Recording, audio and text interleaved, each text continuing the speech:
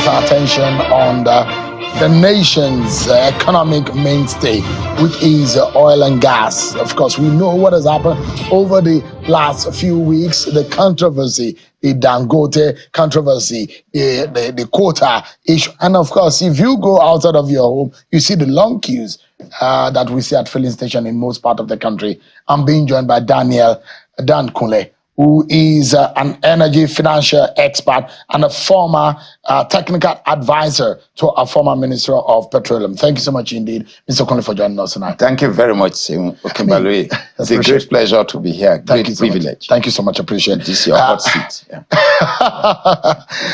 I'm wondering, you are the expert here. Does it make sense that we're having queues at the filling station? What exactly could be the cause? Thank you very much, Sim. This is the result of the past wrongs we have been accumulating. 7 years ago, if you remember very well, that I wrote a memo, an open memo, when the then Minister of Petroleum, Mr. Kachuku, said that he was going to resign. 2017, I wrote a memo, open memo. If you Google it, he said he was going to resign in 2019 if Nigeria still continued to import petroleum products, because he was so sure that the refineries will be fixed, the government-owned refinery will be fixed. But here we are. We have been following queues far back, 30 years now. For the last 30 years, we have been having queue, which means something is fundamentally wrong. And what is wrong is that we lack internal capacity to manage anything we have.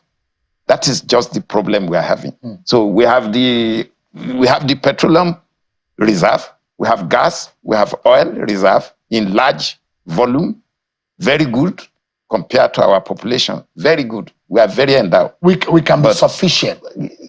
Very sufficient. I mean, there are those who believe that, okay, yeah, if Nigeria could not manage its refineries, 4 of them, and over the years, the first one came, we thought that it wasn't sufficient. We built the second one, the third one, and the fourth one. And we thought with those 4 refineries, we should have some sufficiency and also even sell to other countries the refined product. But for several years, we've been doing turnaround maintenance of these 4 refineries. And we came with Dangote Refinery. Oh, we thought that is a miracle from the private sector, one of the biggest that we've seen in the industry. Well, it doesn't look like the Dangote Refinery, which from the private sector, is going to fix anything. In fact, it's also having its own problems. No.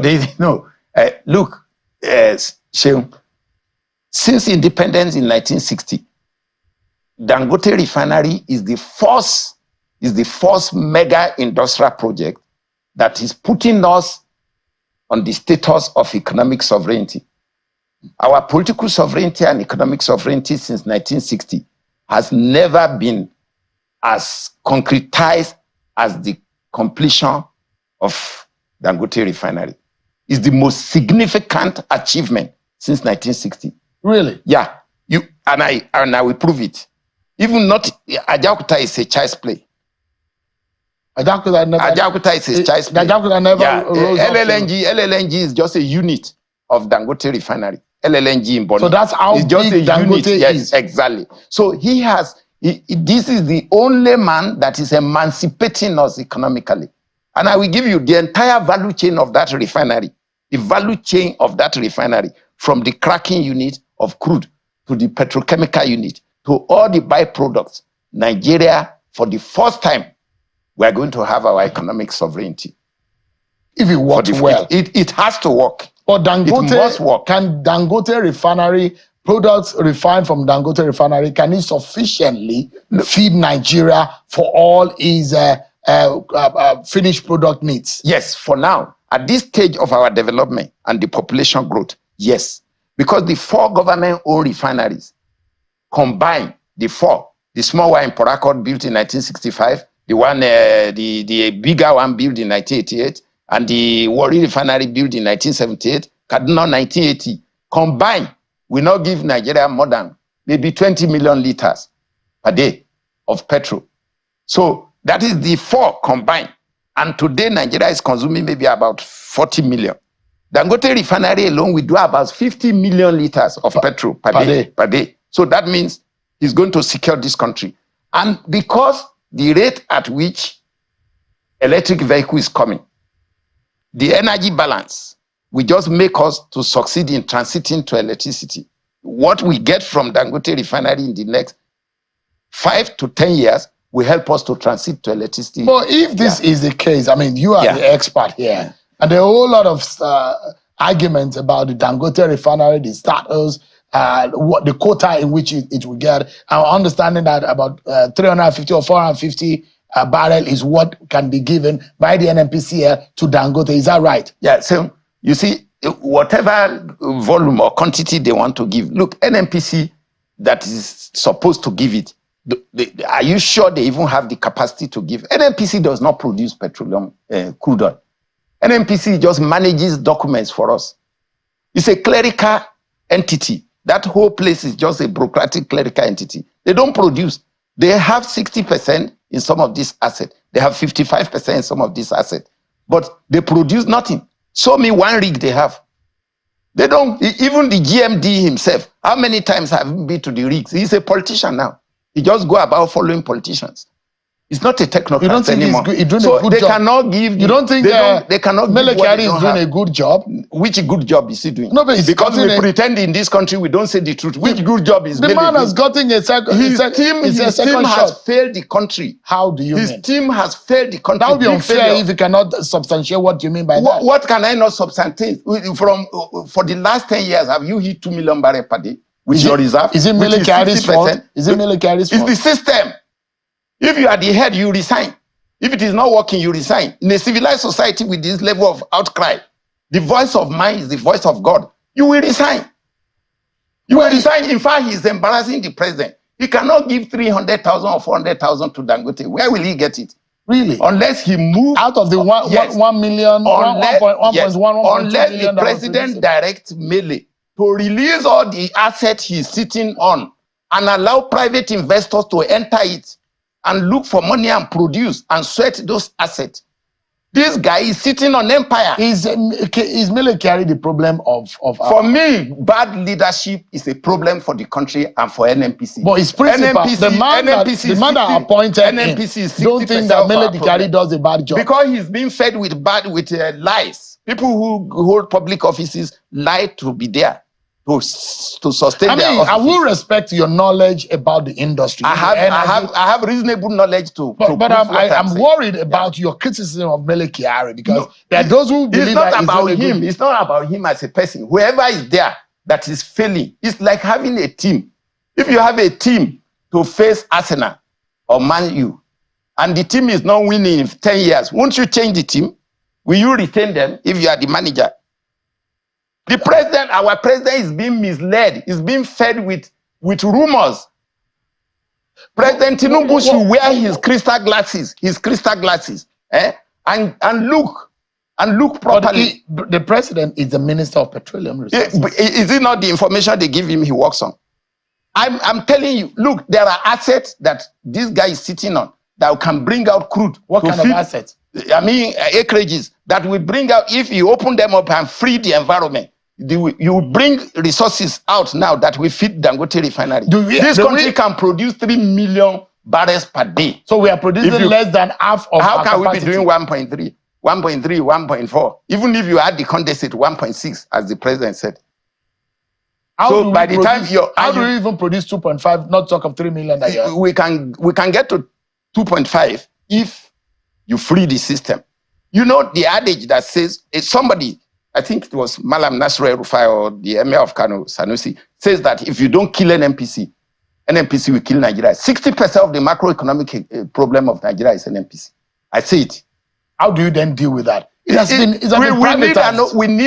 wanted to privatize this when I was in BP. The same monster you built today, they were the one against it. You see, the commanding height, the commanding era that's supposed to have given way, relaunched itself back between 2007 when Obasanjo left office and now. The commanding height is the one fighting Dangote now. Really? And who are these commanding heights? The commanding height is the system that believe that the state enterprise must be controlled by government. What do they get from because that? They are rentiers. It's rentier. What do they get? It's rentier. Okay, if the 4 refinery combined will not do more than 20 million liters, and one single person who was to buy Porako Refinery and Kaduna and his group that time were to upgrade the 2 refinery, those refineries were taken away from them in 2007. And then the man said, look, by the grace of God, inshallah, I will build my own refinery in this country. So a private man decided to sacrifice everything in his life to build a refinery like this. Now the capacity is more than the combined that of government. And the same NNPC now, the monster we build. You and me, all of us build the monster called NNPC because we are hailing them. We give them National Merit Award after destroying our assets. But we still give them National Merit Award. What about those who believe that Dangote is much of a monopolist? And in a capitalist environment, it is not competitive to have a monopolist. So it's a very wrong narrative. Please go and check the real meaning in economics of monopoly, duopoly, oligopoly. Go and check it very well. There are 4 government-owned refineries, and you build one as an individual. So how have you become a monopoly? Dangote Refinery, we have litany of private refineries. Exactly. So how has it become a monopolist? But I mean, because he scale up. Look, let me give you small history. When Lafarge was running Ewekoro and Sagam, they were the 2 cement factories in Nigeria. Then followed by Ashaka Cement, then followed by Benue Cement, then Northern Cement in Sokoto. All these were government shareholders. Government had share. Odua has share in Lafarge. Okay, Dangote came in and said, why should Nigeria be importing cement? Dangote built his cement factory in Obajana. And then he acquired Benue Cement. Today, see what he has scaled to.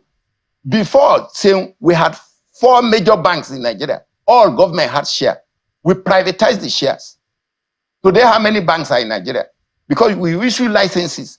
So why should government sit on the asset of the country and we are in poverty? Look, we have land, but you don't grow rice. You are importing rice. I don't know how we have good land. We have oil. We have gas. Our conversation was supposed to be the fuel queues and how we got out. I mean, for some reason, emotional reason, we got into Dangote Refinery matter, which was not supposed to be our focus. But anyway, now that we are in it, why the controversy so much about Dangote Refinery? If it's going to change the scheme of things for us in the oil and gas sector, who are these people? We need to start naming to shame people. Who are these people that are fighting Dangote? As long as the monster is still the one importing petroleum products and allocating it through PFI, pro forma invoice on weekly basis, as long as it's still this monster doing it, we will continue to have queue. Because they manage inefficiency in NNPC. We pay them. Do you know how much they get per month? So why will there be no queue? Okay, now there's queue everywhere. They still get fat salaries. Is that not enough? That has qualified them to be sacked. Because they are the sole importer of PMS. But it's a private company now. It's not yet private. Who are the shareholders? Who governs the governor? Who governs the governor? So who are the shareholders? Who are the shareholders? So it's shrouded in fraud. No, it's not shrouded in fraud. But let's dissect it. I will give you. Who governs the governor? Who owns NNPC? Minister of Petroleum, 50%. Minister of Finance, 50%. Okay? So who owns Minister of Finance and Minister of Petroleum? You and me. You have 1 share, I have 1 share. 210 million people, one share. So we own it. Who is to govern NNPC? Through the president. President is the chairman because he's the Minister of Petroleum. The National Assembly is the one representing your share, my share. So they are the one that's supposed to query. The National Assembly started an investigation on the oil and gas sector and the alleged sabotage of the sector of the nation. Where do you think the solution is? If President Tinubu is watching right now, what do you think he should be doing urgently? Well, if our President Tinubu, I will dissolve NNPC board, and I will sack the entire management. For what reason? For inefficiency, for gross inefficiency. Gross inefficiency. I repeat, gross inefficiency and mismanagement of resources. I saw they were in National Assembly. Did our senators and the legislators, they are not strong maybe because some of them, I don't understand. They are not strong. They are the one representing your share and my share. They are the one in the AGM, annual general meeting. They are the one that's supposed to question. That's who governs the governor. But Mr. Kyari at that presentation said they are not thieves, they are not rogues, they are not criminals, but that he is willing to bail the cat. You and myself, only President Tinubu has bailed the cat in this country by removing subsidy and the draft foreign exchange system we were running. He's the only one. Obasanjo attempted it, Yaradua reversed it. He's the only one. Jonathan attempted it in 2012. Politically, Fayemi said that they work against it. Former Governor Fayemi said so. He said we play politics with it. So they reverse it. But President Tinubu have done it now. So all of us, professionals, elites, we must support President Tinubu to carry along with the policy, to see to the logical end, because that is the only way to liberate this economy. So if Mele say he's honest, everybody will say he's honest. But what under you? What is going on under you? He can be the most honest, he can even be an angel. But what is happening under him? Gross inefficiency is happening under him. So you cannot tell that story to some of us. We can't buy it. And you think that that's the way, that's the only solution? Yeah, and I have right to talk. Every Nigerian have right to talk. Thank you for giving me the privilege to talk here. We must support, we must encourage President Tinubu as a private sector driven person to support Aliko Dangote Refinery to succeed. This is the time we're at a crossroad. There is a project. Is there still a major threat on Aliko Dangote Refinery not working? I don't see any technical threat more than the issue of supply. Guaranteed supply of crude. Has it been there now? Are there supply to Dangote now? No, you know it's difficult for NNPC. Even if NNPC tell you they will give you 450,000 barrels per day, my brother, where will they get it? This is what I'm saying. You can't give what you don't. So there's still problem. Yeah, there's a problem because the traders who have already booked our crude offtakes, they will want a premium on it because they also have commitment somewhere. All right. I hope you get the message. Engineer Daniel Dayo Kunle. You have given me engineer now. I'm just Dandi Kunle. Dandi Kunle. Yeah, he's an energy financial expert and a former technical advisor to a former Minister of Petroleum Resources. Thank you so much indeed for your time. Thank you very much for this privilege. We follow up again. Thank you so much. I appreciate it. Thank you.